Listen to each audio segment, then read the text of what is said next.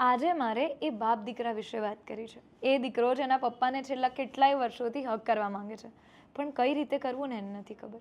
એ દીકરો જેના પપ્પાની આંખનો ઈશારો પણ સમજી જાય છે, પણ પોતાના મનની વાત એને કઈ રીતે સમજાવીને એના પપ્પાને એ નથી જાણતો. તો બસ આજે એ બાપ દીકરા વિશેની જ વાત મારે કરવી છે. એ દીકરાના મનમાં કેટલી બધી વાતો છે જેને એના પપ્પાને કહેવી છે. તો સહેજ ટ્રાય કરું છું એ દીકરો બનીને એક પપ્પા સાથે વાત કરવાની.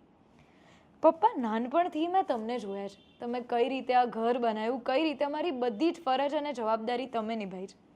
કઈ રીતે તમે આરામ નહોતા કરતા કે અમે આરામ કરી શકીએ. કઈ રીતે આજે પણ અમને ખબર જ નથી કે તમારા શોખ શું છે, કારણ કે તમારી આખી લાઈફ તો અમારા શોખ પૂરા કરવામાં નીકળી ગઈ ને. અમારું એજ્યુકેશન, અમારા ગેજેટ્સ, અમારી લાઈફસ્ટાઈલ, અમારા કપડાં બધું જ બેસ્ટ હતું, કારણ કે તમે બેસ્ટ છો. તમારે અમને એક એવી લાઈફ આપવી હતી જેમાં કોમ્પ્રોમાઇઝ ને એડજસ્ટમેન્ટ ક્યાંય હોય જ નહીં, બસ બધું જ બેસ્ટ હોય. પણ પપ્પા, તમે બધું જ બેસ્ટ કર્યું અમારા માટે, પરફેક્ટ કર્યું. પણ હવે છે ને મારે તમારા માટે કંઈક કરવું છે. તમે જેટલું કર્યું ને એનું ખાલી 10% મને કરવું છે, અને હું કરીશ. તમને સ્માઇલ આપવા માટે, તમને પ્રાઉડ ફીલ કરાવવા માટે મારે કરવું છે. અને બસ ભગવાન, તું એટલી શક્તિ આપજે મને કે હું આટલું મારા પપ્પા માટે કરી શકું. એન્ડ પપ્પા, લાસ્ટમાં I love you so much. Thank you for everything.